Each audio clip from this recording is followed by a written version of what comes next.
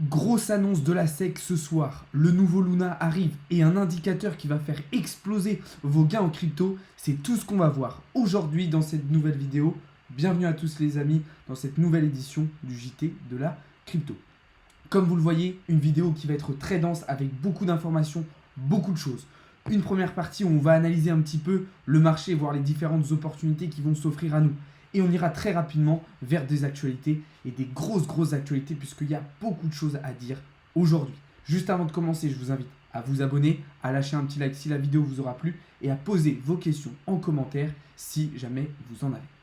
Ok, globalement, on est sur une journée très calme aujourd'hui. Pourquoi? Puisque ce soir, à 20 h, il y a de nouvelles annonces de la fête. Donc aujourd'hui, clairement, tout le monde était en attente, tout le monde patientait, tout le monde restait sur ses positions avant d'en prendre de nouvelles, étant donné que les annonces de ce soir vont probablement avoir un gros impact sur les marchés financiers traditionnels et sur les marchés de la crypto-monnaie.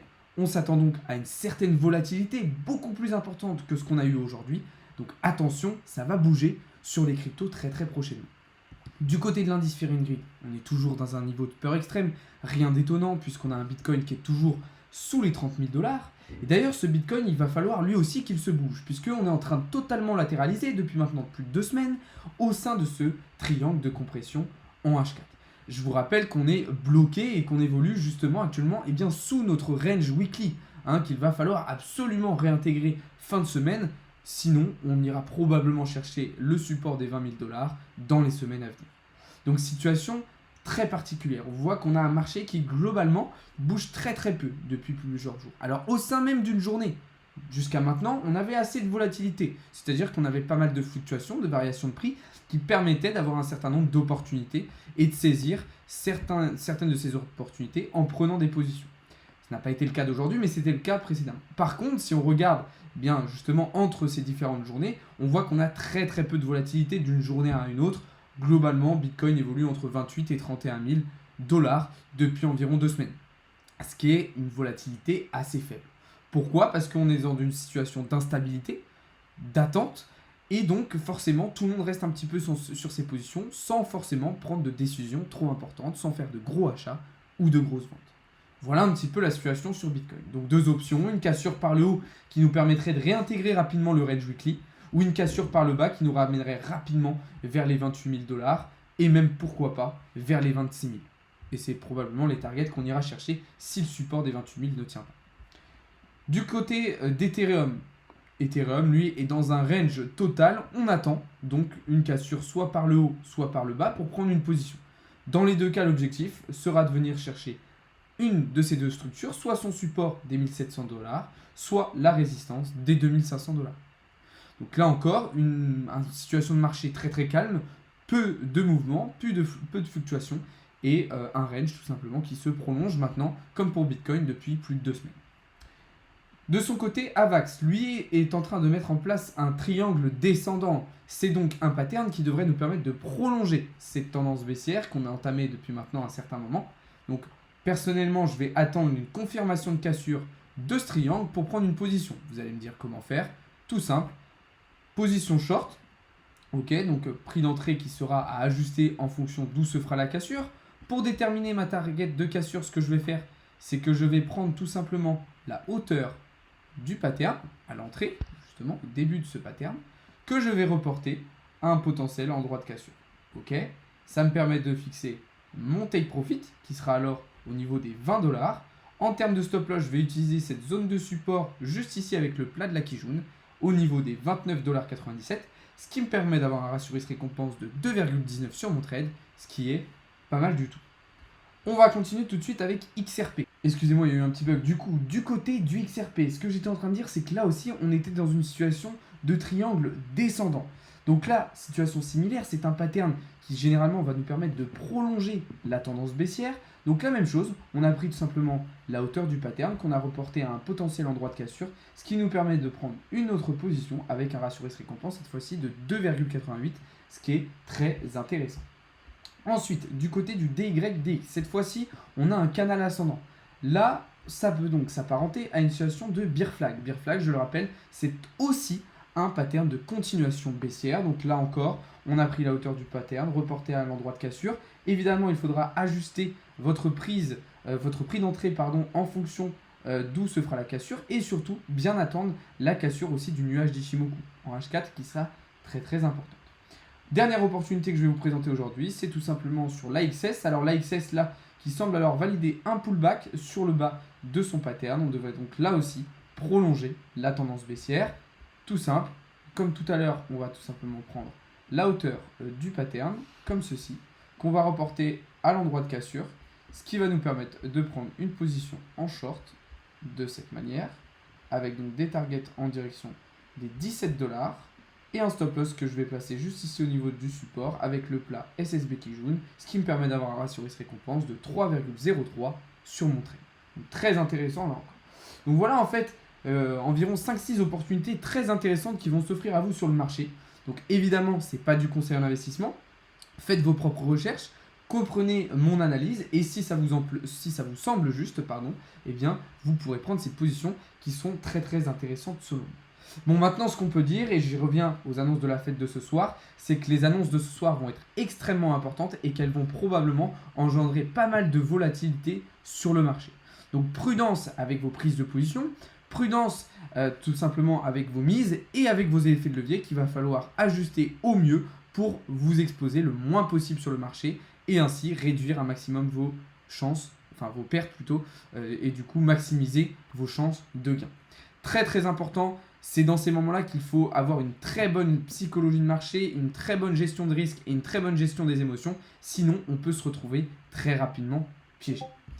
Il y a un petit indicateur que je voulais vous présenter, dont je vous ai parlé ce matin, qui va vous permettre justement d'optimiser vos prises de position. C'est l'outil Blockchain Wipers. Alors qu'est-ce que c'est ? Eh bien ça va comparer en fait en fonction des différentes plateformes le sentiment de confiance entre long et short, entre acheteurs et vendeurs, et donc ça va vous permettre d'avoir un avis un petit peu global sur le sentiment des investisseurs. Ce qu'il faut comprendre, c'est que sur ce marché et sur l'ensemble des marchés, la règle d'or, c'est que c'est souvent la majorité qui a tort. Donc là, vous voyez que par exemple sur une plateforme comme Binance, les gens sont à 63% confiants en long. On peut donc se dire que le marché va probablement plutôt partir sur une baisse et que c'est les shorts qui vont avoir raison. C'est un outil très intéressant qui va être évidemment un outil complémentaire. Je ne vous dis pas de prendre vos positions uniquement avec cet indicateur. Mais ça va être assez intéressant et surtout en fonction de la plateforme où vous êtes en train d'évoluer. Alors évidemment, il faut vous fier davantage à Binance puisque les autres sont un petit peu moins précises. Mais ça va être un outil complémentaire intéressant au reste de votre analyse pour comprendre un petit peu la psychologie des investisseurs, la psychologie des personnes qui sont en ce moment sur le marché et du coup vous positionner au mieux en fonction justement de ce sentiment global. Puisqu'on le sait, le sentiment global sur un marché est très très important puisque les baleines, les grosses baleines vont chercher à justement liquider les personnes qui représentent en fait ce sentiment global. Donc indicateur très intéressant, si ça vous intéresse, je vous ai mis le lien dans le serveur Discord, je vous laisse aller checker tout ça. Une autre news qui va être ultra intéressante et qui va vous passionner, c'est tout simplement le nouveau Luna qui arrive. Ça y est, le projet de fork de Terra a été validé. Alors on avait vu la semaine dernière que dans un premier temps, le projet semblait être invalidé. Au final, on est passé à 65% de oui, donc ça y est. Le plan de relance de Terra est donc validé. Qu'est-ce que ça veut dire ? C'est tout simplement le fait que Terra va pouvoir être forké. L'ancien Luna va toujours exister, mais va s'appeler désormais le Luna classique. Et on va avoir du coup un nouveau Luna qui va être mis en place. Alors vous allez me dire, mais alors comment ça se passe pour ceux qui avaient du Luna, etc. Alors vous allez pouvoir garder votre ancien Luna et vous allez en plus de ça recevoir du nouveau Luna gratuitement ainsi que de l'UST. Donc tout bénef. C'est en plus un bon signal haussier et un bon signal tout court pour l'écosystème Terra qui commence du coup à se relever, qui commence à reprendre des forces et on pourrait donc imaginer le cours surtout du nouveau Luna repartir à la hausse et donc ça vous permettrait de faire des bénéfices assez intéressants. D'ailleurs, dites-moi dans l'espace commentaire, est-ce que vous avez du Luna, est-ce que vous avez de l'UST ou est-ce que vous avez tout vendu pendant la chute ? Dites-moi ça m'intéresse un petit peu. En tout cas, très très bonne nouvelle. Moi, je trouve ça super intéressant. C'est bien. Alors même si voilà, il va falloir voir sur la durée si ce plan-là de relance il fonctionne réellement, s'il est vraiment efficace. Mais pour l'instant, c'est plutôt intéressant. Alors maintenant, on va passer sur une news qui là va être un petit peu moins plaisante, un petit peu moins agréable à entendre. Je ne sais pas si vous le savez, mais le PDG de Kraken, il y a quelques jours, lors d'une interview, a dit qu'il fallait absolument sortir ces crypto-monnaies des plateformes centralisées. Kraken fait partie de ces plateformes centralisées. Alors c'est pour ça que c'est un petit peu étonnant. Mais ce qu'il faut comprendre, c'est que les plateformes centralisées, comme Binance, FTX ou Kraken, sont des plateformes qui vont être énormément touchées par la régulation. La régulation des banques centrales, la régulation des États. Et donc, on peut se retrouver, nous, utilisateurs, avec des comptes fermés, avec des comptes clôturés, avec des comptes vidés, et donc vous pouvez tout simplement perdre votre argent. Pourquoi? Parce que vous le savez, sur un exchange de crypto-monnaies, les cryptos qui sont dessus ne vous appartiennent pas à 100%. Elles sont sur l'exchange. Donc c'est pour ça qu'il vous a conseillé, et je vous le conseille aussi, de sortir un maximum vos cryptos de ces plateformes-là. Et plutôt vous diriger sur des DEX, donc comme MetaMask ou d'autres plateformes décentralisées, ou encore d'utiliser une clé Ledger pour éviter que ces cryptos restent sur des exchanges et que vous les possédiez donc à 100%. Très très important, ça va être vraiment très très important. Donc voilà un petit peu ce qu'on pouvait dire déjà de ce point de vue-là. On va passer sur une autre actualité qui là va être un petit peu plus agréable, c'est Coinbase qui devient l'une des 500, enfin qui devient la 500 plus grosse société américaine, donc une évolution totalement folle sur l'année précédente avec plus 514%, ce qui est absolument phénoménal. Très intéressant de voir une plateforme du coup de crypto-monnaie intégrer le classement des 500 plus grosses entreprises américaines. C'est pas anodin du tout, ça veut dire que clairement l'écosystème crypto est en train de s'imprégner et de s'installer dans l'économie et dans la finance internationale. Donc c'est pas anodin du tout. Et puis ça va permettre potentiellement à Coinbase de continuer son développement, ce qui est là aussi fort intéressant. Une dernière chose qui va apporter beaucoup avec cette nouvelle actualité, c'est que ça va permettre là aussi une démocratisation et une adoption plus massive, selon moi, des crypto-monnaies. On va parler évidemment aussi dans cette vidéo du projet Sango dont vous avez probablement entendu parler. Comme vous le savez, la Centrafrique a récemment adopté Bitcoin en tant que monnaie légale. Mais ils ne veulent pas s'arrêter là.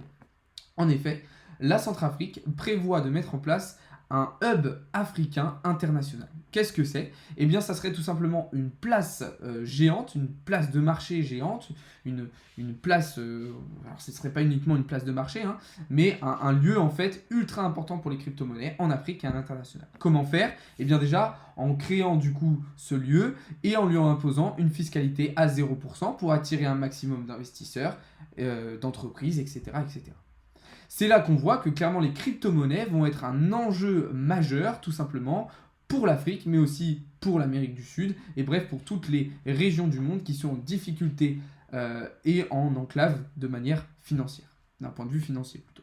Donc là on va voir clairement est-ce que ce projet Sango il va être mené à bien, est-ce que ça va aller jusqu'au bout ou non, mais en tout cas ça serait ultra intéressant, ça permettrait à l'Afrique de se sortir de la dépendance financière qu'ils avaient d'autres pays. Et ça va permettre aux crypto-monnaies de se démocratiser encore plus en Afrique et partout dans le monde. Une autre actualité intéressante que je tenais à vous partager aujourd'hui, c'est sur les MNBC. Qu'est-ce que c'est les MNBC? C'est les monnaies numériques de banque centrale. Vous le savez, globalement, partout dans le monde, aujourd'hui, les banques centrales des différents pays vont chercher à mettre en place des monnaies numériques, c'est-à-dire un dollar numérique, un euro numérique, ou comme on a actuellement en Chine, déjà un yuan numérique. Pourquoi faire ça? Eh bien, pour tout simplement faire évoluer la monnaie actuelle, mais aussi pour tout simplement bloquer le développement des crypto-monnaies. Mais ne vous faites pas avoir, les MNBC ne sont pas des crypto-monnaies. C'est-à-dire que oui, ça va être des monnaies numériques, donc d'un premier abord, on pourrait comparer ça à des crypto-monnaies, mais la technologie qui est derrière n'a rien du tout à voir avec les crypto-monnaies. C'est-à-dire qu'il n'y a aucune technologie blockchain, il n'y a aucun réseau blockchain derrière, ça fonctionne exactement comme l'euro actuel. C'est juste que l'euro actuel va être numérisé. Mais rien ne va changer. Donc ne vous faites pas avoir. Non, ce n'est pas une bonne chose. Non, ce n'est pas une bonne nouvelle. C'est même un gros danger. Et ça, Edward Snowden en a parlé puisqu'il considère lui-même que ces MNBC vont être un outil de contrôle absolument total sur la population, pour les États et pour les banques centrales. Donc c'est une news vraiment très inquiétante selon moi. Et c'est vraiment pas une bonne nouvelle, l'arrivée de ces monnaies numériques. Dernière news de cette vidéo, c'est la Réserve fédérale des États-Unis qui a révélé que 12% des adultes américains possédaient des crypto-monnaies. On a eu aussi, nous en Europe, notre petite étude avec la BCE qui a révélé que 10% des ménages, donc des foyers, avaient déjà investi dans les crypto-monnaies. Alors pour la plupart sur des sommes inférieures à 5 000 euros, mais c'est quand même très intéressant. C'est représentatif d'un développement des crypto-monnaies, d'une adoption et d'une démocratisation beaucoup plus massive de ces dernières. Il faut savoir qu'aux États-Unis, on avait seulement 3%. Ah non, pardon, j'allais dire une erreur totalement. J'allais lire un mauvais chiffre, donc excusez-moi, j'avais pas dit autre ça. Je crois que sur l'année dernière, on était à 9% aux États-Unis. Ce que je voulais dire avec les 3%, c'est que 3% de ces 12% les ont utilisés pour des transferts d'argent. Donc c'est-à-dire que sur cette partie-là de personnes qui ont investi dans les crypto-monnaies aux États-Unis, on en a seulement 3% qui les ont utilisés pour refaire des transferts d'argent après. Donc c'est-à-dire qu'on a quand même une grosse majorité de ces personnes qui ont investi dans les crypto-monnaies qui le font pour de l'investissement long terme, pour du placement et pour un revenu passif, un revenu complémentaire. On a quelque chose de similaire en France, même si les stats sont un petit peu différentes. Donc voilà, les amis, on arrive au terme de cette vidéo. J'espère qu'elle vous aura plu. J'espère que je vous aurai apporté un maximum de connaissances. J'aurais aimé faire plus, j'aurais aimé être en live ce soir. Malheureusement, j'ai des problèmes de connexion chez moi. Du coup, ça m'empêche de le faire. J'espère quand même que ça vous aura plu. Si c'est le cas, n'hésitez pas à liker la vidéo. Vraiment, ça serait un énorme plaisir. Je vous invite aussi à vous abonner. Sur ce, je vous donne rendez-vous dès demain matin pour davantage de contenu et davantage d'analyse. Bonne soirée à tous les amis. C'était Alex de Crypto Learning.